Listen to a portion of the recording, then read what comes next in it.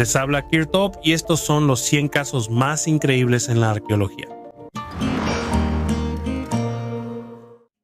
El diamante florentino.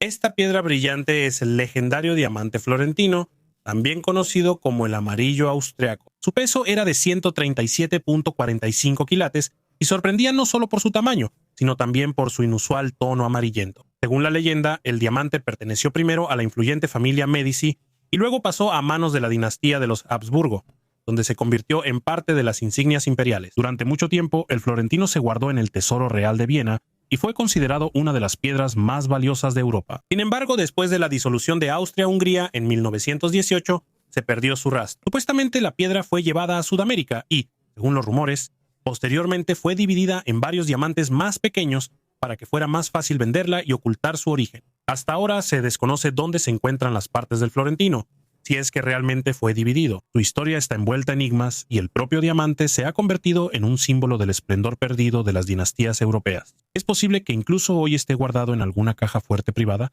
esperando su momento. Nueva aparición: la veta de oro del holandés perdido. Tal vez la historia más popular sobre tesoros perdidos en América del Norte es la historia de la mina de oro del holandés perdido. La montaña de la superstición, ubicada cerca de Phoenix, Arizona, es el lugar supuesto de este tesoro perdido. En 1840, la familia mexicana Peralto descubrió una rica mina de oro. Su última expedición para extraer oro en México fue en 1840. Según la leyenda, los apaches atacaron esa expedición y todos los miembros de la familia fueron asesinados, excepto 2 personas de la familia Peralto, quienes lograron huir a México. El territorio donde se llevó a cabo la expedición en la que murieron personas es conocido como la Tierra de la Masacre. Pocos sabían la ubicación exacta de la mina de oro y la cantidad de trabajadores en ella era limitada. Muchos mapas se conservaron a lo largo de los años solo para perderse para siempre. Las personas que afirmaban haber encontrado la ubicación de la mina Peralto no podían regresar de allí, o alguna desgracia implacable les ocurría antes de que llegaran a la legendaria mina. La leyenda de la mina de oro del holandés perdido dice que un emigrante alemán llamado Jacob Walzer descubrió la famosa mina Peralto. Walzer y su compañero Jacob Weiser trabajaron arduamente en la mina y lograron esconder parte del oro en algún lugar de las montañas. Weiser fue asesinado, probablemente por los apaches o por el propio Walzer. Walzer se mudó a Phoenix debido al deterioro de su salud y murió en 1891. Le describió la ubicación de la mina a un vecino que lo cuidó hasta el momento de su muerte. Pero nunca se logró encontrar la veta de oro del holandés perdido, la espada del Islam. Esta espada, conocida como la espada del Islam, fue creada como un arma ceremonial simbólica y entregada a Benito Mussolini en 1937 en Trípoli. El objetivo era demostrar el apoyo de los musulmanes de Libia, que en ese entonces estaba bajo control italiano, al régimen de Benito Mussolini. Benito Mussolini aceptó con gusto este regalo e incluso lo utilizó en la propaganda, presentándose como defensor del Islam, un intento de fortalecer su influencia. Italia en el norte de África y en el Medio Oriente. La espada se distinguía por su lujoso diseño. Las incrustaciones, el grabado complejo y los motivos orientales resaltaban su estatus no como arma, sino como símbolo político. Sin embargo, el destino de esta espada resultó ser dramático. En julio de 1943, cuando la residencia de Mussolini en Rocca delle Caminate fue destruida y saqueada por combatientes del movimiento de resistencia italiano, la espada desapareció sin dejar rastro. Hasta ahora se desconoce si fue destruida, escondida o sacada del país. La espada del Islam quedó en la historia como un raro ejemplo de cómo un arma puede usarse no para la guerra, sino como un instrumento de ideología, y como un artefacto que desapareció junto con la caída del régimen que intentó aferrarse al poder con su ayuda. La Copa Esmeralda. Esta copa de esmeralda del siglo XVII es un verdadero tesoro, tallada de una sola pieza de esmeralda que pesa 252 quilates. Estos artefactos son extremadamente raros, ya que trabajar una piedra tan grande requiere una habilidad increíble. La superficie de la copa está decorada con delicadas inscripciones en árabe, lo que indica su origen en el mundo islámico, probablemente de Persia o la India, donde el arte del tallado en piedra estaba en su máximo nivel. En aquellos tiempos, las esmeraldas eran valoradas no solo por su belleza, sino también por sus propiedades mágicas. Se creía que protegían contra los venenos y otorgaban sabiduría. Copas hechas de estas piedras solo podían pertenecer a gobernantes o nobles distinguidos y se usaban en ocasiones especiales, resaltando el estatus del propietario. Llama especialmente la atención la forma hexagonal y las suaves aristas, que capturan la luz y hacen que la esmeralda brille desde dentro. Este tipo de objetos simbolizaba el poder y la pureza espiritual, y hoy en día esta copa se considera uno de los artefactos más raros y valiosos que han conservado la grandeza de épocas pasadas. Ciudades secretas de la Amazonia. En la Amazonia se descubrió toda una red de antiguas ciudades perdidas. Fueron encontradas utilizando la tecnología LIDAR, conocida como láseres en el cielo. La tecnología fue adaptada para observar lo que sucede bajo el dosel de la selva tropical. Las ciudades, construidas por las comunidades Casarabe entre los años 500 y 1400 después de Cristo, están ubicadas en el bosque de Llanos de Mojos en Bolivia y durante siglos estuvieron ocultas bajo las densas copas de los árboles. En las ciudades se encontraron muchas estructuras complejas e intrincadas, diferentes a cualquier otra descubierta previamente en la región, incluyendo terrazas de 7 metros de altura que cubren un área equivalente a 30 campos de fútbol y pirámides cónicas de 30 metros de altura. Un grupo internacional de investigadores del Reino Unido y Alemania también descubrió una extensa red de depósitos de agua, represas y puntos de control que se extienden por varios kilómetros. El descubrimiento desafía la idea de la Amazonia como un paisaje históricamente intacto, dicen los investigadores, mostrando que fue el hogar de un urbanismo temprano, creado y gestionado por la población indígena durante milenios. Hay estructuras monumentales a solo un par de kilómetros unas de otras, pero están conectadas por miles de kilómetros de canales y diques que unen embalses y lagos. Hasta finales del siglo XX existía escepticismo sobre si la región del Amazonas podía sostener a poblaciones distintas de las tribus de cazadores-recolectores. Las llanuras de Mojos, en el extremo suroeste del Amazonas, se inundan durante varios meses al año en la temporada de lluvias, lo que las hace inadecuadas para la residencia permanente. Sin embargo, en las últimas décadas han surgido pruebas de la existencia de sistemas de irrigación, trabajos de movimiento de tierras, grandes ciudades, diques y canales aquí, que a menudo se extienden por muchos kilómetros en línea recta a través de las sabanas. Después de obtener las imágenes, la vegetación se elimina de las imágenes en la computadora, y así se crea un modelo digital de la superficie terrestre, que también se puede mostrar como una imagen en 3 dimensiones.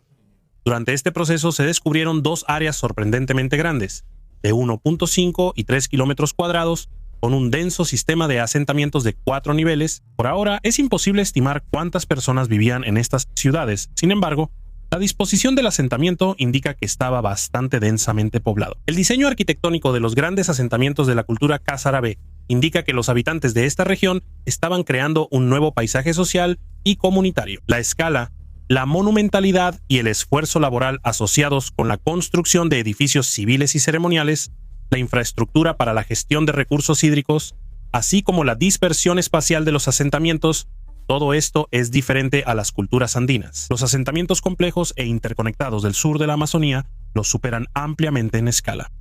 En la aldea rusa de Nesutichi, en la capilla semiderruida de la iglesia de San Miguel Arcángel, los restauradores encontraron una escultura de madera de Cristo crucificado. El hallazgo tiene más de 250 años y los expertos lo llaman un verdadero milagro, ya que en todo ese tiempo prácticamente no ha sufrido daños. Las investigaciones demostraron que la escultura fue tallada en madera de peral, presumiblemente en el siglo XVII. El origen exacto aún se desconoce, pero hay versiones que sugieren que pudo haber sido fabricada en Italia o Prusia. Hallazgos como este son raros. Los secretos pueden estar guardados incluso en los rincones olvidados. Túnel ferroviario de Dularcha. En lo profundo del Parque Nacional Australiano de Dularcha se esconde un antiguo túnel ferroviario que ha estado abandonado durante mucho tiempo. Construido en 1891, alguna vez formó parte de una ruta que atravesaba densos bosques. El alto arco de cemento permitía el paso de trenes llenos de pasajeros, pero en 1932 las vías fueron reubicadas y el túnel quedó vacío. Desde entonces, el túnel se ha convertido en una atracción espeluznante. Las leyendas sobre un tren fantasma que supuestamente recorre los rieles abandonados asustan a los turistas y atraen a los amantes de las emociones fuertes. En realidad, el túnel solo está habitado por una pequeña colonia de murciélagos que se esconden en las grietas y hendiduras de las paredes de concreto. Para los turistas se construyó un sendero para que puedan explorar la antigua estructura y ver con sus propios ojos a estos habitantes nocturnos. En cuanto al tren fantasma, todo depende de la imaginación y la suerte. La misteriosa joya de Alfredo. En 1693, en el condado de Somerset, un granjero se topó accidentalmente con un objeto que cambió la percepción de los historiadores sobre la Inglaterra de la Alta Edad Media. Bajo una capa de tierra, el arado descubrió un artefacto único, una joya de Alfredo que data del siglo IX. Este hallazgo impresiona por su maestría. Las piezas de oro, esmalte y cuarzo están decoradas con un diseño complejo y la inscripción: Alfredo me ordenó hacer esto. El artefacto se asocia con el legendario rey Alfredo el Grande, conocido como uno de los más ilustrados. Se supone que el adorno pudo haber sido parte de un cetro o un puntero utilizado para leer textos sagrados. Esta herramienta simboliza la unión del poder, la sabiduría y el deseo de Alfredo de alcanzar la iluminación. La conexión con los ovnis y los misterios del pasado se vuelve interesante si profundizamos en el simbolismo del objeto. Algunos investigadores sugieren que el diseño complejo de la joya y su acabado brillante pudieron haber sido inspirados por la observación de fenómenos celestiales inusuales. En aquellos tiempos, los cometas y los brillos en el cielo eran percibidos como mensajes de los dioses o incluso de civilizaciones extraterrestres. El casco de 2500 años y los tesoros dacios. Este casco de oro es uno de los artefactos más famosos de la cultura dacia, fechado aproximadamente en el año 450 a.C. Es conocido como el casco de Cotofenesti y se considera no solo una obra del antiguo arte de la joyería, sino también un símbolo de poder y fuerza ritual. Adornado con ojos, serpientes y escenas mitológicas, pudo haber pertenecido a un sacerdote o a un líder que desempeñaba un papel sagrado en la sociedad dacia. El casco parece mirar a los enemigos, infundiendo miedo y protegiendo a su dueño. El 25 de enero de 2025, este casco fue víctima de un audaz robo del Museo Drents de Assen, en los Países Bajos, donde se llevaba a cabo la exposición Tierra de Oro y Plata. Fueron robados varios objetos únicos, incluido este casco y 3 brazaletes reales dacios. Todos los objetos provenían del Museo Nacional de Historia de Rumania. La pérdida de estos artefactos fue un verdadero golpe para el patrimonio cultural. La visión de Babilonia sobre la Tierra y más allá. El mapa babilónico del mundo, o Imago Mundi, es uno de los mapas más antiguos conocidos, creado alrededor del siglo VIII a.C. La tablilla, hecha de arcilla, muestra la visión que tenían los antiguos babilonios sobre la tierra. En el centro del mapa está representada Babilonia, situada a orillas del río Éufrates. El mapa está rodeado por importantes lugares geográficos: Sus al sur, Urartu al noreste y Javán al noroeste. Fuera de este territorio se encuentran regiones triangulares que, según los investigadores, simbolizan tierras desconocidas o zonas montañosas. El mapa está rodeado por un río salado llamado el río Amargo, que según ellos atravesaba todo el planeta. Llaman la atención las inscripciones míticas que mencionan la creación de la tierra y el mar por el dios Marduk, lo que convierte al mapa no solo en un artefacto geográfico, sino también cosmológico. La conexión con los ovnis surge debido a las áreas triangulares fuera del mapa. Algunos investigadores creen que los antiguos habitantes de Babilonia intentaron representar tierras desconocidas que asociaban con seres divinos o extraterrestres. Brocas de diamante. Hace 2000 años, los científicos hicieron un descubrimiento sorprendente. Los antiguos artesanos ya usaban brocas de diamante para trabajar piedras duras hace 2000 años. Esto se hizo evidente después de analizar 51 cuentas encontradas en una tumba en Rabat, en el territorio del actual Uzbekistán. El entierro data del siglo II a.C. al siglo I después de Cristo y está relacionado con la cultura Yuezhi que existió en la histórica Bactria. Las cuentas estaban hechas de cornalina, ágata y granate, piedras que son difíciles de trabajar incluso con herramientas modernas. El estudio con un microscopio electrónico mostró que 41 cuentas tienen marcas características de una broca de diamante. Además, es muy probable que los artesanos primero usaran una broca simple para iniciar el agujero y luego pasaran a una herramienta más compleja con 2 puntas de diamante. Antes se creía que la técnica de perforación con diamante se originó en la civilización del Indo, en la región de la actual India y Pakistán, pero ahora queda claro. Tecnologías similares se desarrollaron de manera independiente en diferentes rincones de Asia. Es interesante que, aunque estos métodos también se encuentran en Tanzania, las cuentas uzbecas están hechas con una técnica especial que no se ha encontrado en ningún otro lugar. La antigua cantera en China. En China se guardan muchos misterios, entre ellos no solo un antiguo entierro de personas de piel clara, sino también pirámides enterradas bajo capas de tierra, el tamaño de antiguos megalitos, así como huellas de trabajo en su superficie. Los conspiracionistas creen que su origen es obra de un antiguo pueblo que poseía conocimientos de alta tecnología, así como tecnologías extraterrestres, y que vivía en el territorio de la antigua China. Existe la posibilidad de que este mismo pueblo haya construido las pirámides chinas, y que en esa misma época aparecieron los primeros entierros de gigantes rubios de raza caucasoide. Según los historiadores, la última extracción de piedra caliza en esta cantera se realizó en el siglo XV. Las razones por las que se detuvo el trabajo y se dejó de extraer el mineral son desconocidas para la ciencia. La piedra caliza es bastante fácil de trabajar, por lo que la extracción se realizaba con herramientas improvisadas, como lo demuestran los arañazos caóticos en las paredes. Es extraño que la cantera haya sobrevivido hasta nuestros días y no haya sido víctima del terror. Algunos investigadores creen que la cantera fue explotada mucho antes de nuestra era y que los bloques de piedra quedaron sepultados bajo una capa de arcilla durante los cataclismos que ocurrieron. Y los conspiracionistas suponen que este lugar era un complejo de navegación que permitía orientarse en el espacio y que el megalito más grande cumplía la función de una antena de infrasonido. Quienquiera que haya sido el creador de estos monumentos, se puede decir con certeza que fue un gran pueblo, o tal vez algo más que solo un pueblo gracias al cual en China todavía se encuentran construcciones sorprendentes y equipos de alta tecnología. Mini Stonehenge.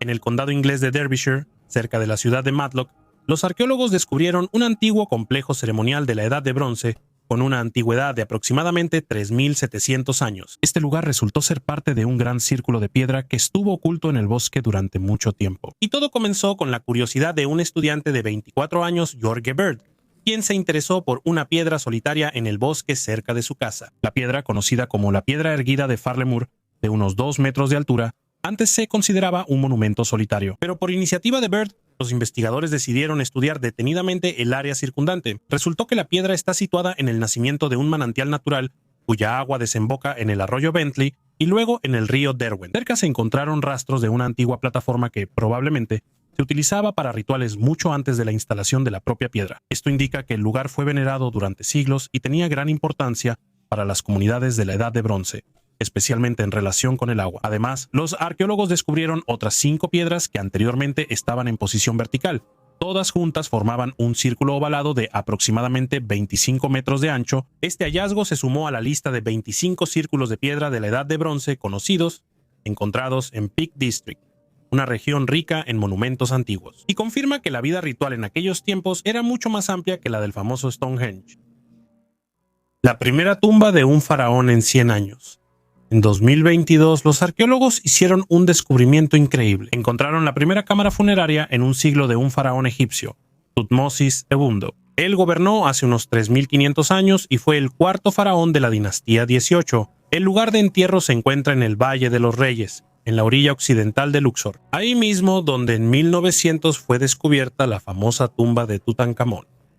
La entrada a la tumba fue encontrada en 2022 y los arqueólogos de inmediato notaron fragmentos de vasijas con inscripciones que identificaban a Tutmosis II como el rey fallecido. En esas vasijas también estaba el nombre de su esposa, la gran reina Hatshepsut. Poco después, los científicos descubrieron que los restos del faraón fueron trasladados a otro lugar varios siglos después del saqueo de la tumba. La tumba está en mal estado ya que se inundó poco después de la muerte.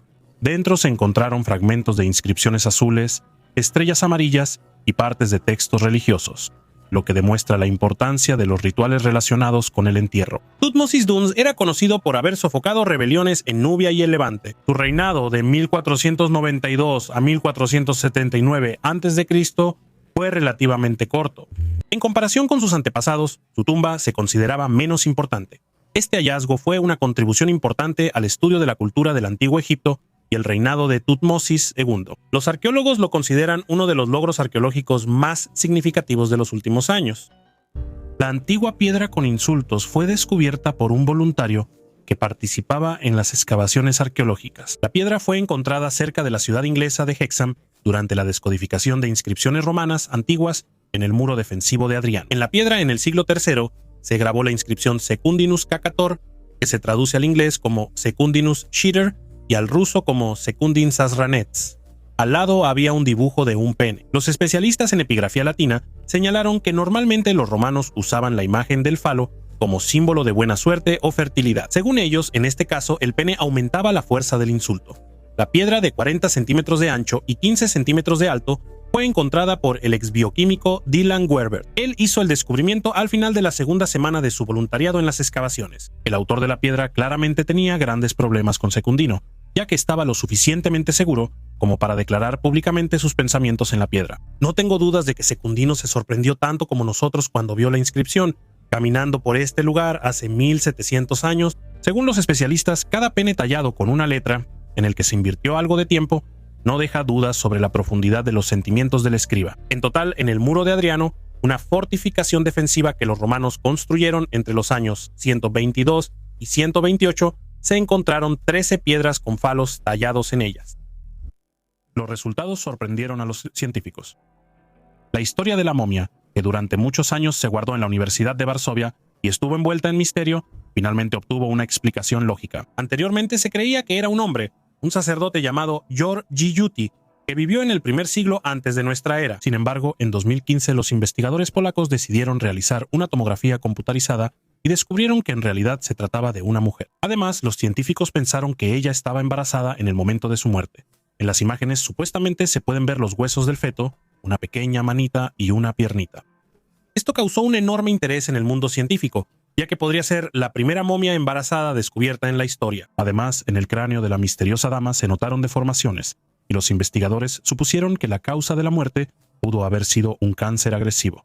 Sin embargo, con el tiempo empezaron a surgir dudas. El radiólogo Sahar Selem de El Cairo notó de inmediato que no había pruebas anatómicas de la presencia de un feto, y planteó una pregunta lógica: ¿por qué desaparecieron los huesos, pero los tejidos blandos del bebé se conservaron? Recientemente, la arqueóloga Kamila Braulinska y sus colegas retomaron el caso y realizaron un nuevo análisis de más de 1.400 tomografías computarizadas. Trabajaron 4 grupos independientes y todos llegaron a la misma conclusión: no hubo ningún embarazo. El supuesto feto resultó ser cúmulos de tejidos que quedaron debido a alteraciones en el proceso de momificación. Lo mismo aplica para el supuesto cáncer. El cráneo fue dañado durante la extracción del cerebro, lo cual no es raro en embalsamamientos descuidados. Así que la dama misteriosa sigue siendo un enigma, pero ahora sin titulares sensacionalistas. Esta historia muestra lo importante que es verificar incluso los descubrimientos científicos más llamativos. La misteriosa tumba de Gengis Khan.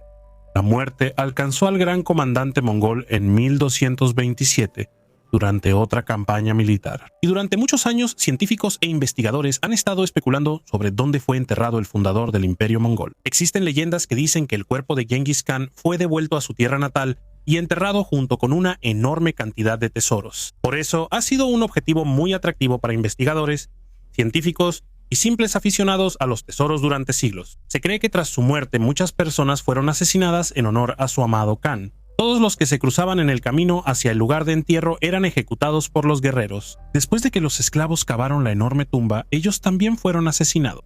Y luego mataron también a los guerreros que habían matado a los esclavos, aunque existe una versión que dice que los guerreros se suicidaron voluntariamente para servir a Gengis Khan después de la muerte. Después, las versiones de la leyenda sobre el entierro del comandante difieren. La primera dice que se desvió el cauce de un río que hasta hoy oculta la tumba. La segunda supone que después del entierro se soltó una manada de caballos que pisoteó todas las huellas de la tierra removida. Hoy en día los mongoles siguen valorando y venerando a Gengis Khan. En el país no buscan su tumba porque consideran que violar la voluntad del fundador del imperio mongol de ser enterrado en secreto es un gran pecado. Por eso, los investigadores de otros países solo pueden construir teorías y suposiciones. Exploran la zona por su cuenta o con la ayuda de drones. Pero ni el gobierno ni los habitantes permitirán realizar excavaciones arqueológicas. La primera fortaleza de este tipo de la Edad de Bronce. En los bosques rumanos del condado de Neams, los arqueólogos descubrieron una antigua fortaleza de unos 5.000 años de antigüedad y la tecnología moderna LIDAR les ayudó en esto. Gracias a los drones equipados con escáneres láser, fue posible atravesar la densa vegetación y obtener una imagen clara de la estructura que estuvo oculta a la vista humana durante siglos. La fortaleza pertenece a la época de transición del Neolítico a la Edad de Bronce, un periodo en el que la gente apenas comenzaba a construir asentamientos fortificados. LIDAR mostró que era una estructura bien pensada y poderosa. Pozos de cientos de metros de largo, terraplenes de tierra y una ubicación estratégica en lo alto, todo indica un conocimiento serio y una organización del trabajo entre los antiguos constructores. Solo con la ayuda de tecnologías modernas se puede comprender realmente la escala y la estructura de los antiguos monumentos. Esto no son solo ruinas, son huellas de una civilización compleja y bien pensada que apenas estamos empezando a redescubrir. Sweet Track es un antiguo camino de madera construido hace unos 5.830 años en Inglaterra y descubierto en 1970 por el arqueólogo Ray Sweet, en cuyo honor recibió su nombre. Este es uno de los ejemplos más antiguos conocidos de la destreza ingenieril de los antiguos. El camino se extendía por 1.8 kilómetros a través del pantano y estaba compuesta por tablones de madera colocados sobre vigas transversales, lo que permitía cruzar de manera segura las zonas pantanosas.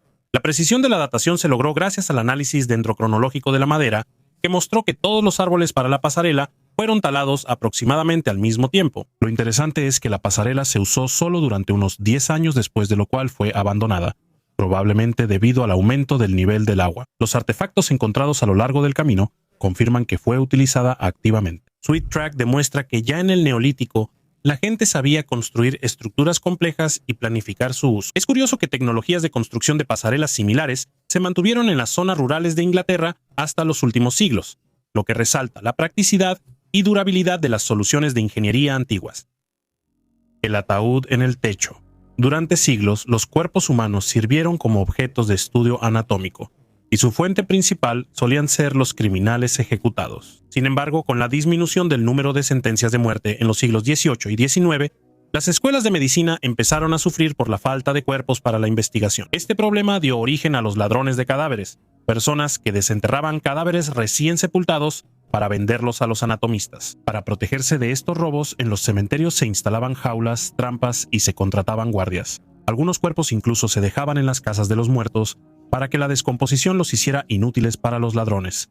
Pero el inglés Henry Trigg encontró su propio método sumamente inusual. Henry vivió en el siglo XVIII en Stevenage. Era un tendero acomodado y gozaba de respeto en la sociedad. Sin embargo, un día fue testigo de cómo unos ladrones desenterraban un cuerpo en el cementerio. Esto lo impactó tanto que decidió no permitir que algo así le sucediera a él. En su testamento, Henry pidió que su cuerpo fuera colocado en un ataúd de plomo y que lo instalaran bajo las vigas de su propio granero, lejos del cementerio. Incluso previó un castigo para sus familiares si su última voluntad no era respetada. Después de su muerte en 1724, su cuerpo realmente fue colocado en el granero, lo que atrajo a una gran cantidad de visitantes curiosos. Con el tiempo, el granero se convirtió en una taberna y el ataúd de Henry en una atracción local. Sin embargo, sus restos tuvieron un destino triste. Los visitantes y soldados se los llevaban como recuerdos, y para principios del siglo XX solo quedaba una pequeña parte del esqueleto. Hoy en día, el ataúd de Henry todavía permanece en el granero, pero los restos se han perdido, dejando solo leyendas sobre su fantasma. Un milagro no bíblico. El famoso milagro bíblico en el que Moisés supuestamente dividió las aguas del Mar Rojo para guiar a los israelitas fue considerado durante siglos como una intervención sobrenatural. Sin embargo, los científicos modernos ofrecen una explicación mucho más terrenal y no es menos impresionante. Una nueva investigación mostró que hace aproximadamente 3.500 años, las condiciones climáticas y geográficas bien pudieron haber creado el efecto descrito en el Antiguo Testamento. Científicos del Centro Nacional de Investigaciones Atmosféricas de Estados Unidos, utilizando un modelo computacional, demostraron que con una velocidad del viento de aproximadamente 100 km por hora, soplando en la dirección adecuada, el agua podría haberse retirado temporalmente, abriendo una franja de tierra de hasta 5 kilómetros de ancho, y luego regresar de manera igualmente repentina, como una ola de tsunami. La descripción bíblica dice que el Señor hizo que el mar se moviera con un fuerte viento del este durante toda la noche. Los investigadores están seguros de que el viento es la clave para resolver el misterio. Como lugar de cruce, ahora se considera con mayor frecuencia no el profundo Golfo de Aqaba, sino el Golfo de Suez, que es más superficial y plana, donde un fenómeno así sería posible. Ahí mismo, como se sabe, Napoleón en 1789 llevó a su ejército a través de aguas poco profundas durante la marea baja, pero casi se ahoga en el camino de regreso. También existen otras hipótesis. Por ejemplo, el cruce pudo no haber sido por el Mar Rojo, sino por Tanis, el llamado Mar de los Juncos mencionado en el hebreo original. O bien el agua pudo haberse retirado debido a un terremoto y un tsunami, como sucede en las catástrofes modernas cuando la ola arrastra el agua lejos de la costa. De cualquier manera, el secreto del antiguo milagro puede no estar en romper las leyes de la naturaleza, sino en saber calcular con precisión el tiempo, el lugar y tener fe. La gente en la antigüedad reciclaba objetos viejos. La basura se genera todos los días, pero hasta ahora una gran parte de ella sigue yendo a los vertederos. Parece que la gente solo recientemente aprendió a reciclar al menos una parte de los desechos domésticos, pero no es así. Las generaciones pasadas cuidaban mucho sus cosas y trataban de no desechar nada. Y no solo fueron nuestros abuelos y abuelas. Los científicos descubrieron que incluso las personas de la antigüedad le daban una segunda vida a las cosas. En el año 2000, los científicos encontraron la cueva de Kesem, que se convirtió en una verdadera sensación en los círculos científicos. La cueva logró conservar muchos testimonios de la vida, aquí hace entre 200.000 y 400.000 años, restos de fogatas, utensilios sencillos, huesos, y al principio, los arqueólogos italianos e israelíes trabajaron con los hallazgos más grandes, pero luego prestaron atención a pequeños trozos de piedra que claramente eran herramientas. Las herramientas, por ejemplo, buriles y raspadores, eran tan pequeñas que los arqueólogos dudaban de que realmente se usaran. Para descubrir la verdad, las herramientas fueron estudiadas varias veces de diferentes maneras. Por ejemplo, realizaron espectroscopía y como resultado encontraron rastros de pieles, carne y plantas en las superficies de corte. Esto permitió concluir que las herramientas realmente se usaban. ¿Pero por qué eran tan diminutas? Es muy posible, como dicen los científicos, que estas herramientas de trabajo se hicieron a partir de otros instrumentos más grandes, y cuando esos se volvieron inservibles, se hicieron otros nuevos a partir de ellos. Al principio, los científicos pensaron que eran solo fragmentos, pero los análisis realizados demostraron que eran herramientas de trabajo independientes. Los científicos concluyeron que los homínidos entendieron que no era necesario tirar un objeto, sino que podían hacer uno nuevo a partir de él y usarlo para trabajos más pequeños. Esto les permitía, por ejemplo, trabajar mejor la piel. Las herramientas miniatura desarrollaban la motricidad fina y el ser humano evolucionaba. Un escondite con tesoros de oro. En el departamento francés de Dordoña, en la comuna de Saint-André-d'Alaz, unos trabajadores se toparon inesperadamente con un verdadero tesoro. Debajo de una antigua pared de piedra estaban escondidas joyas de oro, alhajas con diamantes y perlas. El hallazgo fue realizado por miembros de la organización Périgord-Pierre Sèche, que se dedica a la restauración de construcciones tradicionales hechas con la técnica de mampostería en seco. El director del proyecto, Jean-Marc Audit, contó que durante las excavaciones de los cimientos notó un brillo inusual. Así fue como encontraron las joyas, enredadas en las raíces de un árbol viejo. Entre ellas hay anillos, broches, pasadores, pulseras, todos incrustados con piedras. Todo esto indica que el tesoro estuvo bajo la pared durante varias décadas, si no es que un siglo.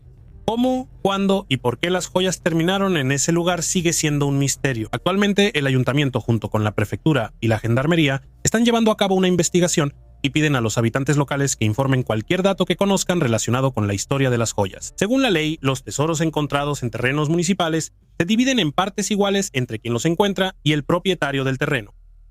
Pueblos conocidos con un futuro desconocido. En las páginas de los libros y manuales de historia se pueden encontrar pueblos como los cumanos, los aztecas o los fenicios. Y esto no es sorprendente, ya que todos ellos dejaron su huella de una u otra manera. Sin embargo, hoy en día pocos se interesan por lo que les sucedió. Desaparecieron o sus descendientes aún habitan el planeta. Tomemos como ejemplo a los mismos aztecas, cuyos templos han sobrevivido hasta nuestros días. Para muchos, este pueblo es recordado por sus rituales y ceremonias, pero por alguna razón, pocos prestan atención a su desarrollo cultural. De hecho, la poesía y las representaciones teatrales en las que participaban músicos y acróbatas eran muy valoradas entre ellos. Además, se dedicaban a la escultura y la fabricación de cerámica, así como al tallado en madera.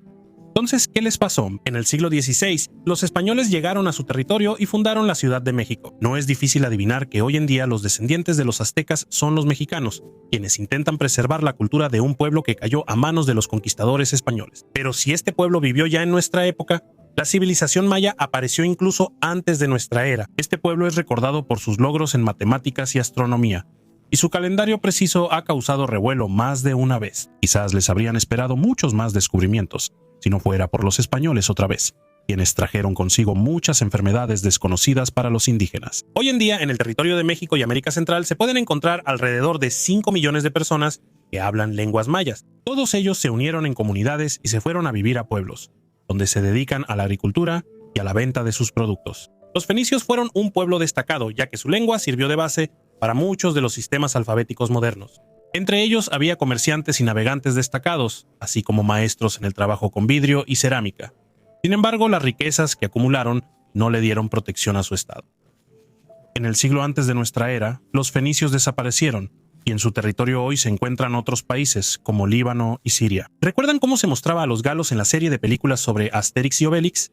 Pues bien, esta tribu celta realmente era considerada bárbara, aunque en realidad no se les puede llamar salvajes. En su sociedad bastante compleja se veneraba a los druidas y defendían la igualdad de género. Además, los celtas fueron de los primeros entre los europeos en usar pantalones. Ya en el siglo I a.C., la mayor parte de los pueblos celtas había desaparecido. La parte británica que vive en el territorio de Gales, Escocia e Irlanda. A pesar de que este pueblo dejó de existir como tal, su cultura sigue viva y es celebrada activamente por personas de todo el mundo en diversos festivales anuales. Seguramente todos han oído hablar de los incas que vivieron en el siglo XII en el territorio que va desde Chile hasta Ecuador, pero pocos saben que en este imperio no se permitía la pobreza ni el desempleo, problemas que combatían con el lema: no mientas, no robes y no seas perezoso. ¿En qué se destacó este pueblo? Crearon un calendario lunar, así como un método para transmitir información secreta usando el quipú, un complejo entrelazado de nudos y cuerdas. Y una vez más, una civilización prometedora cayó por culpa de los españoles, quienes trajeron a su tierra una epidemia de viruela. Se sabe que los cumanos eran nómadas que no intentaron crear su propio estado, sino que simplemente se desplazaban por el territorio de Asia Central. Sin embargo, es poco probable que muchos hayan escuchado la opinión de que los representantes de este pueblo se veían como rubios de ojos azules con rasgos faciales mongoloides. En el siglo XIII, los cumanos dejaron de existir, fusionándose con otros pueblos y adoptando su modo de vida. Y para terminar, hablaré de los protobúlgaros, hoy conocidos como búlgaros. A diferencia de los cumanos, ellos fundaron su propio estado ya en el siglo VII. Después de adoptar la religión, este pueblo se acercó tanto a la cultura eslava que ni siquiera la opresión del Imperio Otomano logró que se pasaran al lado de los turcos en 5 siglos. Sin embargo, el país independiente de Bulgaria, conocido por todos hoy en día, apareció solo a principios del siglo XX. La caja de reliquias de los monarcas polacos.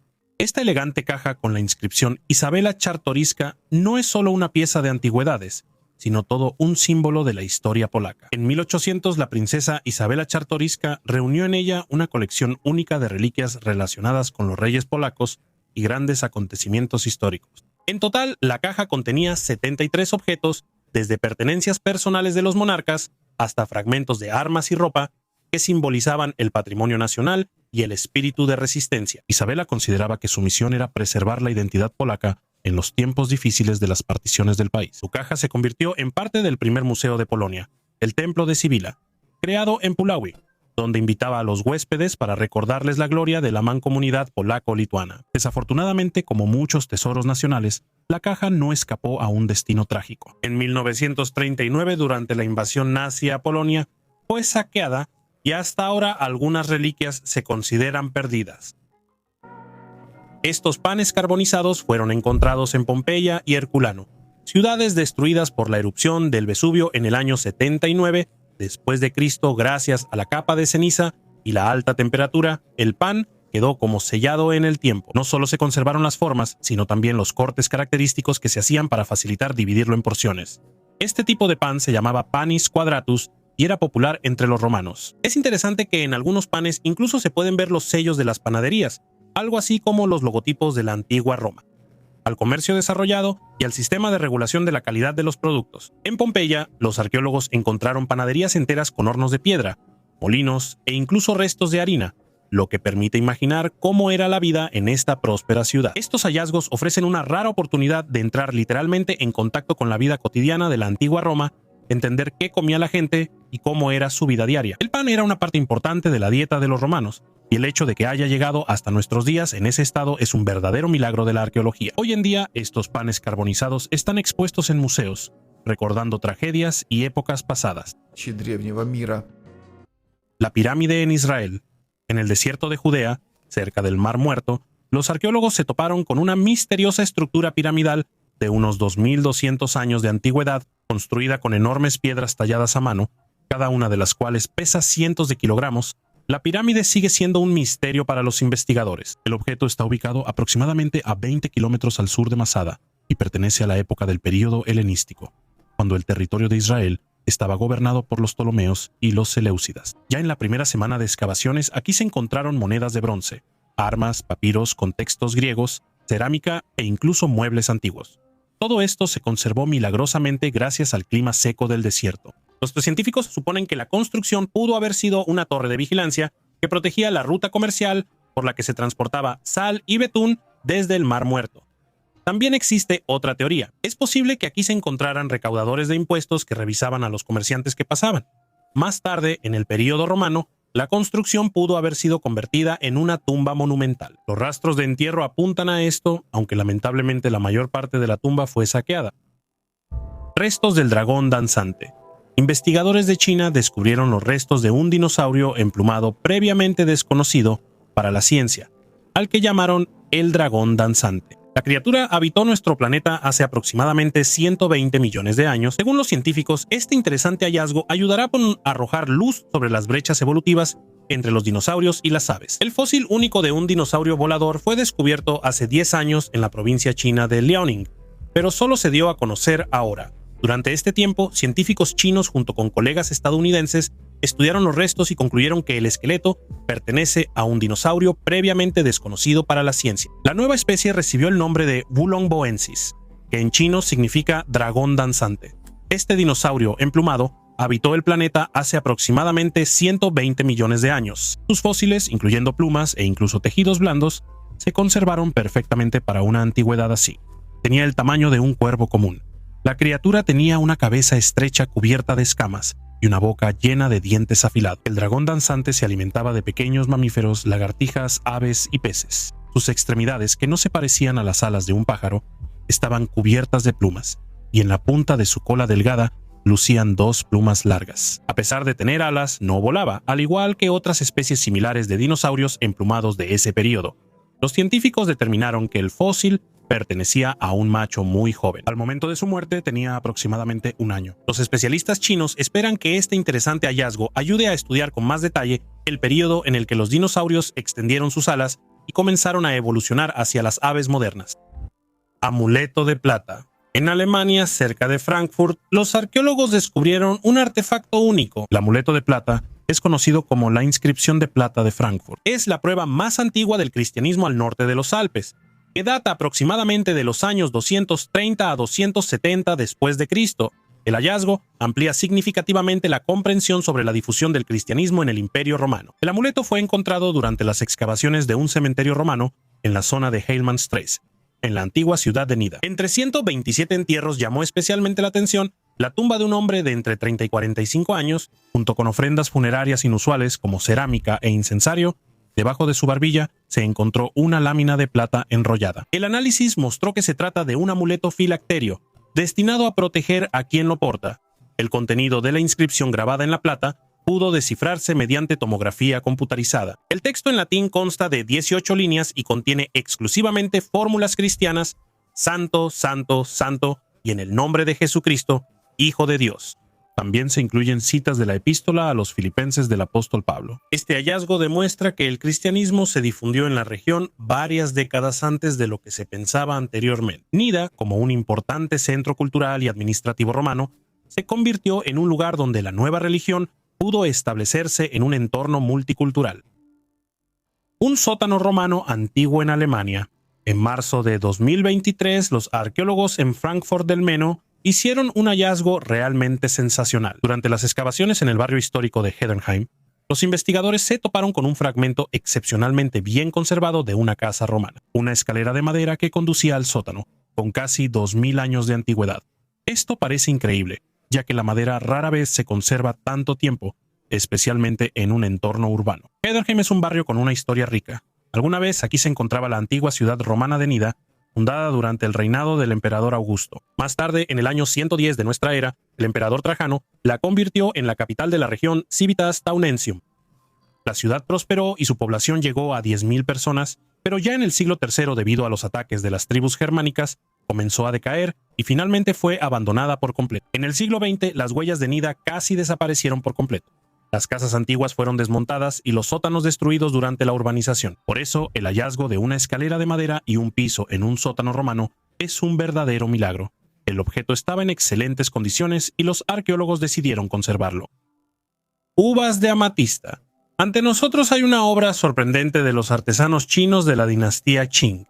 Un racimo de uvas hecho de amatista y jade. Esto no es solo una decoración, sino un símbolo de riqueza y abundancia, que a menudo se usaba como un regalo que traía suerte y prosperidad. En China, las uvas se asociaban con la larga vida y la felicidad familiar, y el uso de la amatista resaltaba la pureza espiritual y la protección contra las fuerzas malignas. Las bayas están hechas de amatista con un nivel de detalle increíble. Cada piedra está cuidadosamente pulida, lo que las hace parecer reales. Las hojas, talladas en jade, añaden realismo y armonía a la composición. Este tipo de obras a menudo adornaban los palacios y las casas de familias chinas adineradas, mostrando su estatus y gusto refinado. El arte de trabajar la piedra en China alcanzó alturas increíbles, y este racimo de uvas es un excelente ejemplo de maestría que combina símbolos tradicionales y arte de la joyería. Hoy en día, artefactos como estos se conservan en museos y se consideran un patrimonio nacional. La tumba de un faraón desconocido. En Egipto, cerca de la ciudad de Kin, en la ciudad de Ábidos, los arqueólogos encontraron la tumba de un faraón que tiene alrededor de 3.600 años. Se encuentra a una profundidad de 7 metros en una antigua necrópolis conocida como la montaña de Anubis. La tumba resultó estar prácticamente vacía. Lo más probable es que haya sido saqueada en la antigüedad. El nombre del faraón estaba escrito en el yeso de la entrada, pero no se ha conservado hasta nuestros días. Los científicos suponen que podría tratarse de uno de los gobernantes poco conocidos, como Sinaib o Paentetjeni, de quienes se hace mención en otras fuentes, pero cuyos enterramientos aún no han sido encontrados. La tumba pertenece al segundo período intermedio, una época difícil en la historia de Egipto, cuando el país estaba dividido en varios reinos y se encontraba en un caos político. Uno de esos reinos regionales fue la dinastía de Ábidos, cuyos representantes podrían haber sido enterrados en esta zona. Es interesante que la nueva tumba esté integrada en el complejo de un faraón anterior y más influyente, Neferhotep I, y que su arquitectura se parezca tanto a las tumbas del Reino Medio como a las de épocas posteriores. ¿Hubo vida en Marte? Hay pruebas. En los años 80, la CIA realizó experimentos con personas que tenían habilidades extrasensoriales. Entre ellos estaba Joe McMoneagle, conocido como el observador remoto número 1. Él compartió sus recuerdos en el podcast American Alchemy, hablando sobre proyectos secretos y visiones inusuales. Una vez, le dieron unas coordenadas y le pidieron que describiera lo que veía. McMoneagle habló de una pirámide gigante más grande que la Gran Pirámide de Giza, con enormes salones en su interior. Allí había seres parecidos a los humanos, pero mucho más altos. Ellos estaban atrapados, rodeados por una atmósfera hostil, y morían lentamente. Luego, el instructor le mostró una tarjeta blanca con la inscripción: Marte, 1.000.000 de años antes de nuestra era. Más tarde, McMoneagle visitó el laboratorio de propulsión a chorro de la NASA para estudiar los negativos de las fotografías. Encontró en ellos estructuras extrañas y huesos. Según él, alguna vez hubo una civilización en Marte, pero un enorme objeto cósmico privó al planeta de su atmósfera, llevándolo a la destrucción. McMoneagle también participó en el proyecto Stargate de la CIA, donde se entrenaba a psíquicos para penetrar en la mente de los enemigos. En 2017 se desclasificó un documento sobre la investigación de Marte, donde se describían en detalle sus visiones. En el informe se indicaban coordenadas exactas: 40,89 grados de latitud norte, 9,55 grados de longitud oeste. McMoneagle vio marcianos con ropa inusual, una tormenta furiosa y pirámides gigantes que se usaban como refugios. Él describió las habitaciones dentro de la pirámide como minimalistas, destinadas para dormir o hibernar. Los marcianos esperaban ayuda, pero el rescate nunca llegó. El psíquico estaba seguro de que describía la Tierra.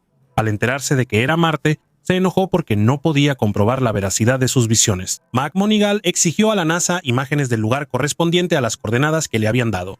En ellas, efectivamente, apareció una estructura extraña junto a un cráter. Él dijo que si la pirámide hubiera existido antes del impacto, la colisión la habría destruido. Además, según él, cuando la NASA detectó por primera vez esta estructura, de ella emanaba un resplandor rojo. Aunque experimentos similares siguen siendo polémicos, el hecho de que se hayan realizado está confirmado por documentos oficiales. El misterio de una antigua civilización en Marte sigue abierto. ¿Cómo era la nave más grande de la antigüedad? La necesidad de enormes barcos de guerra surgió en la humanidad mucho antes de las máquinas de vapor y los cascos de acero. Hace años, la flota se consideraba la herramienta más importante de influencia y dominio. A través de ella se fortalecían las fronteras, se conquistaban territorios y se obtenía acceso a recursos clave. Se considera que los fundamentos de la construcción naval militar de la antigüedad fueron establecidos por los diádocos, los sucesores de Alejandro Magno. Fueron ellos quienes por primera vez comenzaron a construir verdaderos gigantes de combate, como los polieres y las tesseracónteras, comparables en escala con los acorazados modernos. Uno de los barcos más impresionantes de la antigüedad fue la tesseracóntera egipcia, construida en el siglo III a.C. por orden del rey Ptolomeo IV Filopator. Era una verdadera fortaleza flotante de 130 metros de largo y 22 de alto. La nave podía albergar a unos 4.000 remeros, sin contar a la tripulación, la infantería de marina y los suministros. El nombre tesseracóntera se traduce como de 40 filas por la cantidad de niveles de remos. El número exacto de remos se discute. Los investigadores mencionan cifras de 300 a 600. Según las descripciones conservadas, el barco tenía un armamento poderoso. El espolón, las catapultas y las torres de combate estaban dentro, y por fuera parecía una fortaleza móvil. Sus costados estaban decorados con enredaderas talladas en madera. En la popa pintaban cocodrilos y otras criaturas míticas. En la proa había una figura de 5 metros de Éolo, el señor de los vientos. En el interior había salones, estatuas, incluso bibliotecas y, según algunos informes, establos. Todo esto hablaba más de estatus que de una necesidad militar práctica. La tesaracantera era más un símbolo de poder que un barco efectivo. Debido a su tamaño, no tenía maniobrabilidad completa e incluso no podía salir al mar por sí sola. Era remolcada por barcos de remos. Sin embargo, su mera existencia fue un avance ingenieril. La tesaracantera egipcia no es simplemente un barco arcaico, sino un claro ejemplo de cómo las tecnologías antiguas podían alcanzar escalas increíbles. Sí, no se convirtió en una leyenda de combate, pero sin duda pasó a la historia como uno de los proyectos marítimos más ambiciosos de su época. El rey Arturo, ¿existió o no existió? El castillo Camelot, los caballeros de la mesa redonda, el mago Merlín, la espada Excalibur. ¿Adivinaron de qué estoy hablando? Vamos a hablar del rey Arturo, el legendario héroe de los relatos y novelas medievales, en los que aparece como un gobernante justo, defensor del honor y del código de caballería. Según las leyendas, el rey Arturo vivió entre los siglos V y VI y fue el líder de los britanos que habitaban Britania. Las leyendas dicen que durante la invasión de las tribus germánicas de los anglosajones a las islas británicas, durante la gran migración de los pueblos, Arturo encabezó la resistencia que logró rechazar a los invasores. Sin embargo, ningún historiador moderno puede afirmar con certeza si este hombre realmente existió. Los científicos han intentado repetidamente atribuir la imagen legendaria de Arturo a diferentes figuras históricas, pero todos estos intentos han resultado poco convincentes. Las menciones más antiguas sobre el rey Arturo datan del siglo IX. En ellas se habla de un líder, que quizá ni siquiera era rey, que participó en varias batallas contra los sajones. La exactitud de estos testimonios genera dudas y muchos investigadores no los toman en serio. Un poco después, en el siglo XII, la figura del rey Arturo resurge en el ciclo de novelas caballerescas medievales escritas en verso en el norte de Francia. Pero de nuevo, estas novelas son solo obras literarias y no documentos históricos. En Gran Bretaña hay varios monumentos que tradicionalmente se asocian con la leyenda del rey Arturo. Por ejemplo, el ahora destruido castillo de Tintagel, donde se cree que nació el futuro rey. Pero durante las excavaciones arqueológicas realizadas en las ruinas del castillo, los científicos no encontraron ninguna evidencia que confirme la existencia real del rey Arturo. Lo más probable es que los científicos nunca lleguen a saber si el rey Arturo fue una persona real o solo existió en la imaginación de la gente. La gran campana de Dama Sedi es considerada la campana más grande jamás creada. Fue fundida en 1484 por orden del rey de Myanmar, Dama Sedi, y colocada en la famosa pagoda Shwedagon en Yangon, uno de los lugares más sagrados para los budistas del país. Según los datos históricos, el peso de la campana superaba las 290 toneladas, lo que la convierte en la campeona entre estructuras similares. Sin embargo, el destino de la campana fue trágico. En 1608, el mercenario y aventurero portugués Felipe de Brito capturó Yangon y decidió llevarse la campana para fundirla y convertirla en armas. Durante el transporte a través del río Bago, no calculó correctamente el peso de la estructura. La campana volcó la barcaza y se hundió hasta el fondo. Desde entonces no se ha logrado encontrarla, a pesar de numerosos intentos. Hoy en día, la gran campana de Dama Sedi sigue siendo parte de las leyendas y el orgullo nacional de Myanmar. Su historia es un recordatorio de cómo la cultura, la espiritualidad y la avaricia pueden entrelazarse en un solo artefacto, cuyo destino sigue siendo un misterio hasta hoy. Se encontraron rastros de los denisovanos en una cueva en el norte de Laos, en la cueva Tam Engu Hao II, en las montañas Anamitas, donde hallaron un diente de 130.000 años de antigüedad que resultó pertenecer a un representante de los denisovanos, una subespecie de humanos antiguos, cuyos rastros ya habían sido encontrados antes en la cueva Denisova en Altai y en China. El diente encontrado, un molar, pertenecía a una niña de entre 3 años y medio y 8 años de edad. La antigüedad del hallazgo se determinó por las capas sedimentarias en la cueva y resultó ser de entre 131.000 y 164.000 años. La gran similitud morfológica con el espécimen Xiahe de China indica que ambos pertenecen al mismo taxón y que Tam Gu Hao II muy probablemente representa a un denisovano. El material antropológico de los denisovanos en el sudeste asiático fue encontrado por primera vez. Los autores de la publicación relacionan la rareza del hallazgo con las características climáticas de la región. También se encontraron en la cueva dientes de grandes mamíferos, incluyendo al estegodón, un antiguo animal proboscideo, pariente del mamut, el elefante y el rinoceronte. Por primera vez se encontraron rastros de los denisovanos en Altai, en la cueva de Denisova en 2010. Luego, se descifró su genoma. Después, los científicos encontraron un hueso mandibular en 2019 en la meseta tibetana, demostrando que parte de la especie también vivió en China. Según las ideas actuales, se considera que África es la cuna de la humanidad. Pero sobre cómo ocurrió este proceso, todavía no hay una opinión unánime. Varios científicos creen que hubo 3 expansiones principales de los antepasados humanos desde África hacia Eurasia, la del ancestro temprano. Homo hace unos 1.9 millones de años, la de los antepasados de los neandertales y los denisovanos hace unos 700.000 años atrás, y la de los humanos modernos hace unos 50.000 años. Según los datos arqueológicos, el hombre de Denisova es una subespecie independiente de humanos antiguos. Apareció en Altai después de una fuerte ola de migraciones desde el Medio Oriente hace aproximadamente 300.000 años. Sus huellas se encontraron en la cueva de Denisova, de la cual recibió su nombre. Como escribían antes de los romanos en la provincia española de León, los arqueólogos hicieron un hallazgo que podría cambiar nuestra comprensión sobre la escritura temprana en la península ibérica. En el antiguo asentamiento de la Peña del Castro se encontró una fusayola, un pequeño objeto utilizado en la tejeduría, con una inscripción grabada. Hecha con el alfabeto celtibérico, el artefacto tiene una antigüedad de alrededor del siglo I a.C.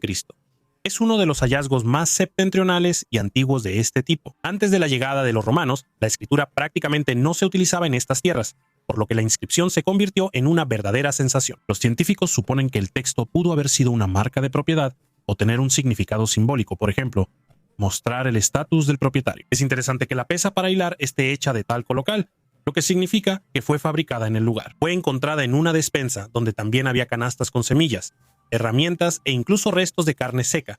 Todo esto indica una vida cotidiana y una economía bastante desarrolladas. Este hallazgo es una prueba importante de que las culturas locales eran mucho más complejas de lo que se pensaba antes y que ya en ese entonces empezaban a adoptar la escritura. El mensaje de los extraterrestres. La isla de Pascua, perdida en la parte sur del Océano Pacífico, se hizo famosa gracias a las gigantescas estatuas de piedra moai y a las misteriosas tablillas con inscripciones rongorongo. Estas antiguas tablillas, cubiertas de extraños jeroglíficos, siguen siendo hasta hoy uno de los mayores enigmas arqueológicos. Los científicos creen que el rongorongo es la escritura de la civilización Rapa Nui, que floreció en la isla hasta el siglo XVIII. La historia de su descubrimiento comienza en 1864, cuando el misionero francés Eugène Hérault notó por primera vez las tablillas de madera cubiertas de signos inusuales. Las tablillas estaban hechas de madera de toromiro, que crece en la isla, y se encontraban en casi todas las casas. Sin embargo, pronto la mayoría de estos artefactos desapareció debido a las guerras internas y la destrucción. Se conservaron alrededor de 25 tablillas y su estudio mostró un estilo de escritura único que recuerda a un bustrofedón invertido. Este método de registrar signos solo se había encontrado antes entre los incas. En las tablillas se representan figuras de animales, plantas y seres antropomorfos. Los científicos suponen que estos símbolos podrían haberse utilizado para registrar rituales y mitos. Resulta especialmente interesante la similitud entre el rongorongo y otras escrituras antiguas. Algunos signos recuerdan a los jeroglíficos del antiguo Egipto o de la India, así como a los símbolos de la civilización Harappa, que floreció en el Valle del Indo. Incluso se han trazado paralelismos con las escrituras de los indígenas Kuna de América Central y con los dibujos de la isla de Sumatra. Esto da lugar a teorías sobre posibles conexiones entre culturas antiguas a través del océano. Los intentos de descifrar el rongorongo continúan hasta hoy, pero hasta ahora no se ha logrado comprender completamente esta escritura. Una de las teorías es que describe rituales con sacrificios a los dioses. Otra hipótesis, más fantástica, sugiere un origen extraterrestre de estos signos, insinuando un contacto con civilizaciones alienígenas. ¿Cómo explicar, si no, que en aquellos tiempos lejanos las personas de distintos continentes tuvieran escrituras similares, mientras que hoy, pese a estar conectados por teléfonos, satélites e internet, hablamos idiomas diferentes? El misterio de rongorongo sigue sin resolverse, pero su estudio continúa inspirando a científicos y entusiastas en todo el mundo. Misteriosas esferas de arcilla. En Turkmenistán, en el desierto de Karakum, los arqueólogos reanudaron las excavaciones de la antigua ciudad de Gonurdepe y encontraron algo muy inusual. Después de una pausa de 3 años causada por la pandemia, los científicos regresaron al estudio de este importante sitio de la Edad de Bronce. Gonurdepe es el antiguo centro del misterioso país de Margiana, que existió hace unos 4.000 años. Uno de los hallazgos más inesperados fueron unas bolitas de arcilla en las que se insertaron pedazos. Las bolitas estaban dispuestas en un orden específico y, al parecer, se utilizaban en rituales. Antes no se había encontrado nada parecido aquí. También se descubrieron extraños objetos cónicos hechos de minerales con esmalte. Es posible que también tuvieran un significado ritual o se usaran para adivinación. Es interesante que objetos similares se han encontrado en un territorio enorme, desde el Golfo de Omán hasta la India, e incluso en el oeste de Turquía. Esto confirma la teoría de la existencia de una esfera de interacción de Asia Central, donde diferentes culturas intercambiaban activamente conocimientos, tradiciones y tecnologías. Где находится гробница Клеопатры?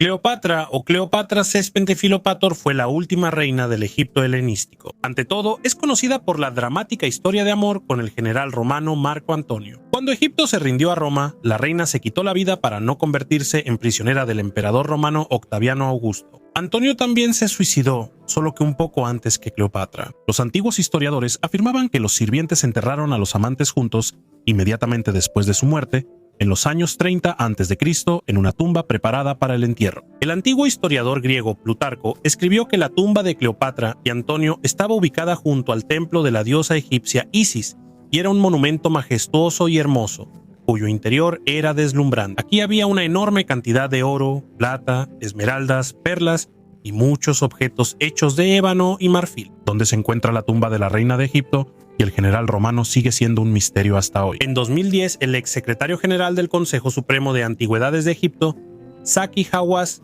realizó excavaciones en la aldea de Taposiris Magna, donde en tiempos de Cleopatra se enterraba a altos funcionarios. Aunque los arqueólogos hicieron muchos descubrimientos interesantes en ese entonces, no lograron encontrar la tumba de Cleopatra y Antonio. Los investigadores señalan que, incluso si la tumba de la reina ha sobrevivido hasta nuestros días, podría haber sido gravemente dañada por saqueadores. En ese caso, no será muy difícil reconocerla. Máquinas anatómicas de Raimondo de Sangro. En Nápoles, en el sótano de la Capilla San Severo, se encuentran dos piezas que hasta hoy siguen fascinando la imaginación de visitantes y científicos. Estas son las llamadas máquinas anatómicas, dos esqueletos, uno masculino y otro femenino, alrededor de los cuales se ha reproducido cuidadosamente el sistema circulatorio.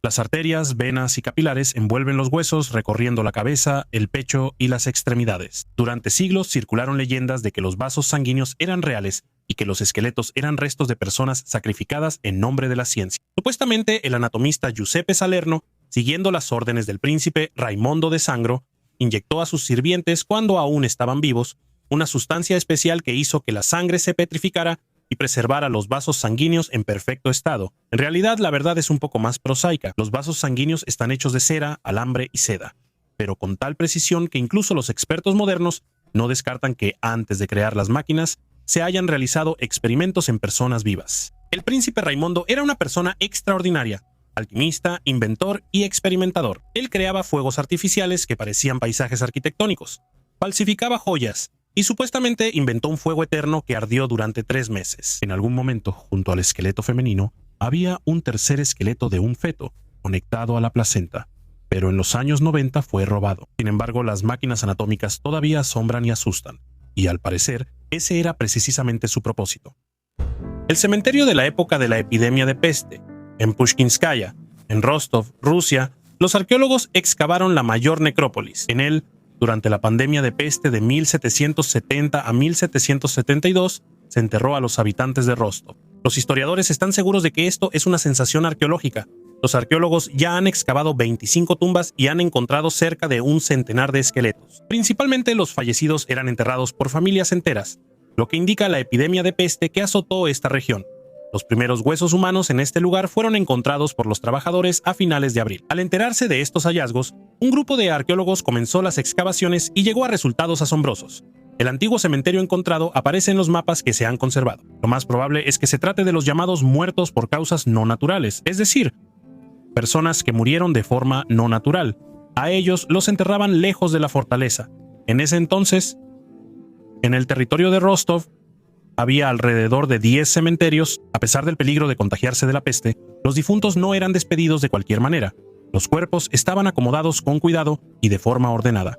En muchas tumbas, los hijos de las mujeres estaban colocados a sus pies. También encontraron antiguos amuletos de plata en las tumbas. De esta manera, los difuntos esperaban obtener una nueva y feliz vida en el otro mundo. La terrible peste que diezmó a la gente en el siglo XVIII hoy en día no representa un peligro para el ser humano. ya que han pasado 250 años. De cualquier manera, yo no recomendaría a los historiadores excavar entierros masivos de personas que padecieron la peste. La tiara de Saitofernó. Durante muchos años, el Louvre exhibió con orgullo una tiara de oro que supuestamente perteneció al rey escita Saitofernó. La inscripción en el artefacto indicaba que fue un regalo para el rey de parte de los habitantes de la antigua ciudad griega de Olbia, y esto parecía bastante creíble. Sin embargo, detrás de su brillante apariencia, se escondía uno de los fraudes más sonados en la historia de la arqueología. La historia comenzó en 1894 en Odessa, cuando dos anticuarios, los hermanos Goyman, convencieron al talentoso joyero Israel Rujamovsky de fabricar para un amigo arqueólogo una diadema al estilo de la antigua Grecia. Rujamovsky, sin conocer la mitología antigua, se basó en las ilustraciones de los libros que le proporcionaron. La obra maestra resultante, de medio kilogramo, parecía un artefacto auténtico, escenas de la Ilíada, figuras cuidadosamente grabadas y una inscripción solemne que alababa al rey. Los hermanos Goyman vendieron la pieza al Louvre con una buena ganancia, donde pagaron por ella 200,000 francos. El trato se cerró, como bromeaban después, el 1 de abril de 1896. Sin embargo, pronto algunos arqueólogos, en particular Adolf Furtwängler, empezaron a dudar de la autenticidad del artefacto. El Louvre, por su parte, insistía en lo contrario, atribuyendo las críticas a la envidia y a motivos políticos. La verdad salió a la luz en 1903, cuando Rujamovsky se enteró de que su creación se había convertido en una reliquia de museo. Él viajó a París, reprodujo personalmente un fragmento de la diadema y demostró que era una falsificación moderna. Al Louvre no le quedó más remedio que admitir su error. Después, la tiara pasó al Salón de las Falsificaciones y el propio Rujamovsky se hizo famoso. Sus obras se volvieron muy solicitadas y el incidente de la tiara fue una lección importante para los museos de todo el mundo. Секрет буддийских монахов. El budismo es una de las religiones más antiguas. Existen numerosos artefactos gracias a los cuales podemos reconstruir la historia de esta religión, sus valores y características. Uno de esos artefactos es la colección de textos Tripitaka coreana. En ella se recopilan todos los conocimientos sobre el budismo que se acumularon durante décadas. No son copias de textos ya existentes, es el original que ofrece una imagen completa del conocimiento sobre el budismo. En la península coreana hay un monasterio llamado Haeinsa, que es muy importante para toda la cultura asiática. Este lugar es notable no solo por su belleza y la tranquilidad que encuentran aquí las personas, sino también porque aquí se conservan textos absolutamente únicos. Esta colección se fue acumulando durante varios siglos. Aquí están descritos todos los cánones del budismo, y simplemente no existe otra colección tan completa. Todos los textos se conservan en tablillas de arcilla. Hay más de 80,000. A veces, por esta razón, la colección de textos se llama el Tripitaka de 80,000. Todos estos textos se dividen en tomos que son más de 6,000. La altura de cada una de estas tablillas es de 25 centímetros y el ancho es de unos 70. Se puede decir que en estos textos se guarda toda la sabiduría de los antiguos, y se necesitó una gran cantidad de tiempo para estudiar este legado. Ahora las tablillas están cuidadosamente protegidas, pero los turistas tienen la oportunidad de ver estos textos en persona. El templo donde se guardan los textos está abierto para los viajeros. Desafortunadamente, la colección de textos fue casi completamente destruida durante la invasión de los mongoles. Todas las tablillas resultaron gravemente dañadas, pero eran una parte tan importante de la cultura que la dinastía gobernante encargó. Восстановить все записи. Такая кропотливая. El trabajo meticuloso tomó más de 10 años. Al final lograron restaurar todos los textos. Se esforzaron por hacer las tablillas lo más parecidas posible a las que se habían perdido. Por ejemplo, las primeras tablillas se hacían de abedules blancos y árboles de cerezo, y esos mismos tipos de madera se usaron para la restauración. Además, para preservar los textos, las tablillas se les colocaban marcos, y eso funcionó. Casi 1000 años después de que estas tablillas fueron hechas, se encuentran en excelente estado. Можно без проблем прочесть. Las cubrían con un barniz venenoso para que los insectos no las dañaran.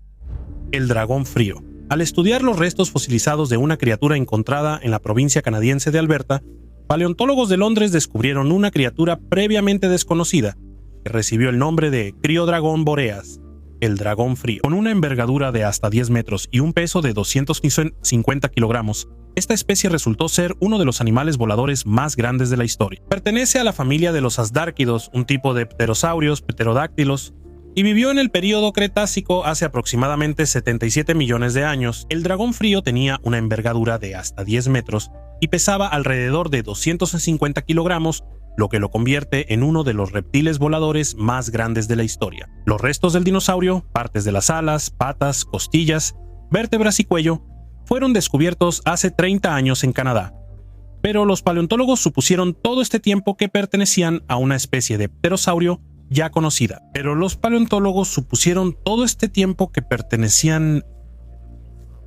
Al Quetzalcoatlus northropi, descubierto en Texas. La mayor parte del esqueleto pertenece a un reptil joven con una envergadura de alas de unos 5 metros, pero un hueso cervical grande, que pertenecía a un ejemplar más viejo.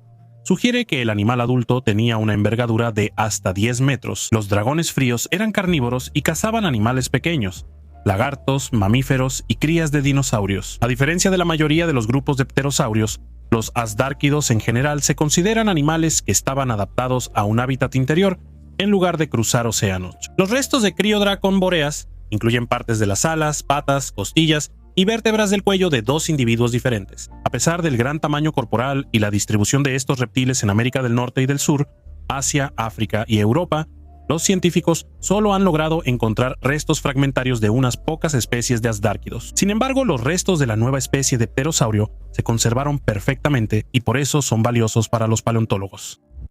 La inmensa riqueza de los incas. Los tesoros de Yanganati son una de las leyendas más fascinantes sobre riquezas perdidas de Sudamérica. Según la leyenda, las inmensas riquezas de los incas, oro, plata, estatuas y joyas, fueron escondidas por el comandante Rumi Ñahui en las montañas de Yanganati, al este del actual Ecuador. Esto sucedió después de que los españoles ejecutaron al gobernante inca Atahualpa en 1533, a pesar de que el pueblo inca ya había comenzado a reunir el rescate para él. Rumi Ñahui, al enterarse de la muerte de Atahualpa, ordenó esconder todas las riquezas abandonadas para que no cayeran en manos de los invasores. Los españoles lo capturaron y lo sometieron a crueles torturas. Pero nunca reveló el secreto de la ubicación del tesoro. Desde entonces, los tesoros de Yanganati se han convertido en el objetivo de muchas expediciones y búsquedas, pero ninguna ha tenido éxito. La densa selva, los senderos montañosos intransitables y las nieblas de esta región aún guardan el secreto del oro de los incas. La leyenda sigue viva, inspirando a buscadores de tesoros de todo el mundo a buscar el tesoro más misterioso de Sudamérica. Figuras en miniatura del pasado. Estas figuras, un carnero de oro y un león de piedra, fueron encontradas en una tumba en el sitio arqueológico de Gonur Tepe, en Turkmenistán. Su antigüedad es impresionante. Se remontan al período comprendido entre los años 2400 y 1600 antes de nuestra era. Gonur Tepe se considera el corazón de la enigmática civilización de Margiana, que prosperó en Asia Central y dejó tras de sí numerosos artefactos. El tamaño de las figuras impresiona. Literalmente caben en la punta de un dedo, lo que habla de la increíble habilidad de los antiguos joyeros. El carnero de oro simbolizaba la riqueza y la abundancia, mientras que el león de piedra representaba la fuerza y el poder. Probablemente formaban parte del ajuar funerario, destinados a acompañar al difunto en la otra vida y servir como amuletos. Estos hallazgos confirman el alto nivel de artesanía y la cultura desarrollada de Margiana. Los artesanos de aquella época sabían trabajar no solo con oro, sino también con piedras semipreciosas, creando piezas únicas. Hoy en día las figurillas son valiosos artefactos que descorren el velo del misterio sobre una civilización desaparecida. El arqueólogo más joven.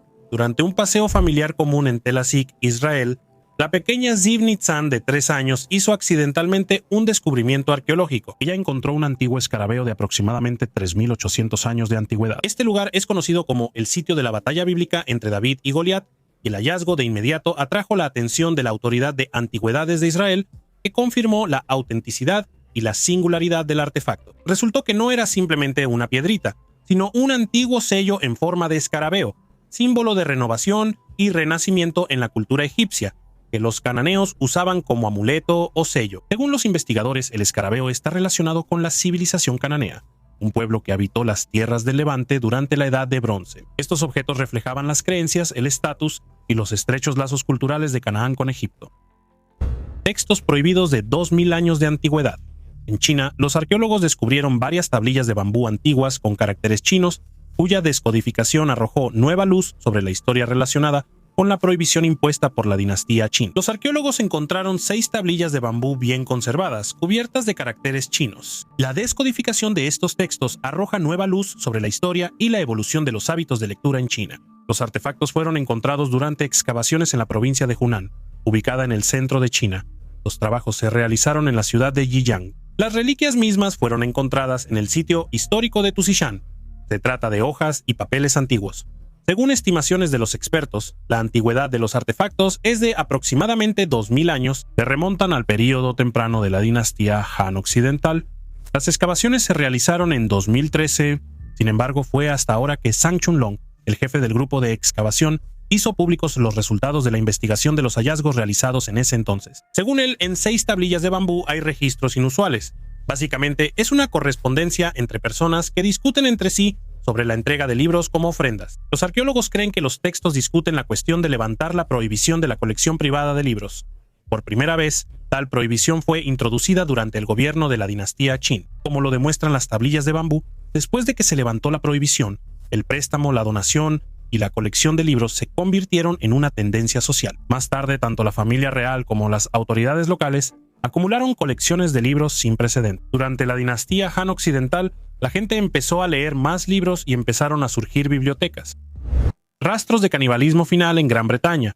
En Inglaterra, los arqueólogos encontraron restos de 37 personas de la Edad de Bronce con señales de canibalismo. El entierro fue encontrado en una mina de 15 metros de profundidad en Charterhouse, Warren. El análisis de más de 3.000 huesos pertenecientes a hombres, mujeres y niños de diferentes edades mostró que todos ellos murieron de forma violenta. En los huesos se pueden ver marcas de golpes con objetos contundentes, cortes de desmembramiento e incluso huellas de dientes en manos y pies. Los científicos suponen que el canibalismo tenía un carácter ritual y podría haber sido una forma de humillar a los vencidos. En la tumba también se encontraron restos de ganado, lo que según los investigadores simboliza la mezcla de restos humanos y animales para deshumanizar completamente a las víctimas. Este descubrimiento destruye la idea del carácter pacífico de la Edad de Bronce temprana y demuestra que la violencia masiva, el desmembramiento y la deshumanización de los enemigos ya formaban parte de la historia humana de Gran Bretaña hace miles de años.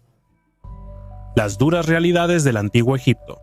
Durante excavaciones arqueológicas en Gotze, en el sitio de la antigua mina de oro egipcia, se encontraron grilletes de hierro de aproximadamente 2.200 años de antigüedad. Estos pesados grilletes se convirtieron en una prueba directa de los antiguos testimonios sobre el trato brutal que recibían las personas que trabajaban en las minas durante la época de la dinastía tolemaica. Los grilletes fueron encontrados en una habitación que servía como antiguo almacén. Dentro había herramientas para procesar el mineral, fragmentos de cerámica y 2 juegos de grilletes. Uno de ellos consistía en 7 anillos con cierre unidas entre sí por eslabones de hierro, y el otro tenía 4 eslabones y aros dañados. Su construcción recuerda sorprendentemente a los grilletes encontrados en las minas fortificadas de Laurión, en Grecia, lo que indica una transferencia de tecnologías y posiblemente de métodos de trabajo forzado del mundo griego a Egipto. El arqueólogo Berance Redden señala que este hallazgo confirma los textos antiguos que describen el destino de los prisioneros de guerra y criminales que eran enviados a trabajos forzados. La mina en Gotze estuvo activa en los siglos III y II antes de nuestra era, durante el periodo de intensa expansión de la minería bajo los Ptolomeos. En su territorio se encontraron casas, calles e incluso termas, pero detrás de la fachada de una vida organizada se ocultaban condiciones muy duras. Es interesante que los arqueólogos también encontraron tablillas y fragmentos con inscripciones que demuestran que algunos trabajadores recibían pago, mientras que otros trabajaban bajo un estricto control. Huellas de homínidos de 350.000 años. En la provincia italiana de Caserta, cerca del volcán extinto Rocca Monfina, se encuentra un lugar misterioso llamado Ciampate del Diablo, o Huellas del Diablo. En la lava solidificada se pueden ver huellas antiguas que los habitantes locales consideran prueba de la presencia de demonios, ya que, según ellos, solo una fuerza maligna podría caminar sobre una superficie ardiente. Sin embargo, en 2003 arqueólogos encabezados por el profesor Paolo Mieto de la Universidad de Padua demostraron que estas son huellas de Homo heidelbergensis, antiguos antepasados de los neandertales y sapiens que vivieron hace 350.000 años. Pertenecen a un grupo de 3 personas que descendían por una pendiente empinada de lava aún caliente, probablemente huyendo de una erupción. Las primeras huellas forman una ruta en forma de Z, lo que indica un movimiento cauteloso. El segundo tramo es sinuoso, con claras señales de resbalones. El tercer camino es más recto. Cerca de él se pueden ver huellas de un animal, posiblemente un lobo o un perro grande. En algunas zonas se notan marcas de manos dejadas al caer. Los científicos contaron 56 huellas de aproximadamente 20 centímetros, lo que corresponde a la talla 36 de calzado. Según sus estimaciones, la altura de estas personas era de aproximadamente 1.55 metros. Las huellas se conservaron gracias a la ceniza volcánica y luego fueron descubiertas por la erosión. Estas impresiones son unas de las más antiguas encontradas fuera de África. Sin embargo, su valor no solo radica en la antigüedad, sino también en el nivel de detalle, que es sumamente raro. Normalmente, las huellas de homínidos se registran en superficies planas, pero aquí se puede observar el movimiento, la prisa y la lucha con el terreno. Este lugar se ha convertido en el orgullo de la región y en un testimonio único de la vida del ser humano antiguo. ¿El alquimista de 700 años está vivo? El nombre de Nicolas Flamel ha estado rodeado de un aura de misterios y leyendas desde hace mucho tiempo. Nació en la década de 1330 en Pontoise, cerca de París. Perdió a sus padres a una edad temprana, pero gracias a una buena educación consiguió trabajo como escribano en la capital y rápidamente tuvo éxito. Sus oficinas con copistas le daban un ingreso estable y sus clientes eran ciudadanos acomodados. El verdadero misterio comenzó en 1357, cuando Flamel adquirió de un comerciante ambulante un antiguo manuscrito, el libro del sabio Abraham, escrito en arameo. Para descifrarlo viajó a España, donde según la leyenda descubrió el secreto de la piedra filosofal, una sustancia que convierte los metales en oro y otorga la inmortalidad. En 1368, Flamel se casó con una viuda adinerada llamada Pernelle, lo que lo hizo aún más rico. Juntos, los esposos donaban activamente a iglesias, hospitales y personas necesitadas. Después de la muerte de Pernelle en 1402, la generosidad de Nicolás solo aumentó. Él se mantenía sorprendentemente enérgico incluso en la vejez. Esto dio lugar a rumores de que Flamel realmente había creado el elixir de la vida eterna. Flamel murió en 1418, pero los rumores sobre la simulación de su muerte no cesaban. Supuestamente lo vieron en la India y en el Imperio Otomano, y más tarde en París, en las catacumbas. Se decía que él y Pernelle seguían vivos, escondiéndose y continuando con la alquimia. Los escépticos afirman que la historia es una invención del siglo XVII y que el libro de las figuras jeroglíficas fue obra de editores londinenses. Pero el interés por Flamel solo crecía. En el siglo XIX, un hombre se hizo pasar por él, ofreciendo el secreto de la inmortalidad por 300.000 francos, y su lápida fue encontrada en una tienda de París, donde la usaban como tabla de cortar. Hoy en día, la lápida se conserva en el Museo de Cluny, y la casa de Flamel en la calle Montmorency es la vivienda más antigua de París. Después de Harry Potter, el interés por Flamel resurgió con nueva fuerza. ¿Y si de verdad sigue vivo, solo que no tiene prisa por recordarnos su existencia? 17 esqueletos en el territorio del monasterio galés. Arqueólogos británicos del condado de Pembrokeshire, ubicado en el oeste de Gales, descubrieron los restos de 17 esqueletos en tumbas que pertenecían a un monasterio masculino antes de que el rey reformador Enrique VIII les confiscara sus propiedades. El monasterio masculino existió desde mediados del siglo XIII hasta su disolución entre 1536 y 1541. En los últimos años de existencia del monasterio, Enrique VIII, rey de Inglaterra y Gales, ordenó confiscar y vender muchas propiedades eclesiásticas. Esto sucedió después de que él rompiera relaciones con la Iglesia Católica. El monasterio masculino medieval de San Salvador, habitado por dominicos, monjes negros que se distinguían por el color negro de sus vestimentas, no fue una excepción en este sentido. Según Murphy, la corona vendió todas sus propiedades, pero parte de ellas, en particular el cementerio que pertenecía al monasterio, permaneció intacta hasta el siglo XVII. No sabemos con certeza si estos restos pertenecen a los monjes, ya que en los cementerios de los monasterios a menudo se enterraba a personas muy diversas. Los enterrados solo tenían sudarios, y las manos de todos los esqueletos estaban cruzadas sobre el pecho. En la Edad Media, aproximadamente desde el año 500 hasta el 1500 de nuestra era, los monasterios eran un lugar popular para los entierros. Originalmente, los cementerios de los monasterios estaban destinados solo para los propios monjes, pero rápidamente se convirtieron en un lugar popular para el entierro de los laicos. Las excavaciones actuales se están llevando a cabo antes de que comience una gran construcción en este territorio. En esta zona, planean construir una tienda de comestibles de 3 pisos con un bar y una terraza en la azotea. Судно 700-летней давности.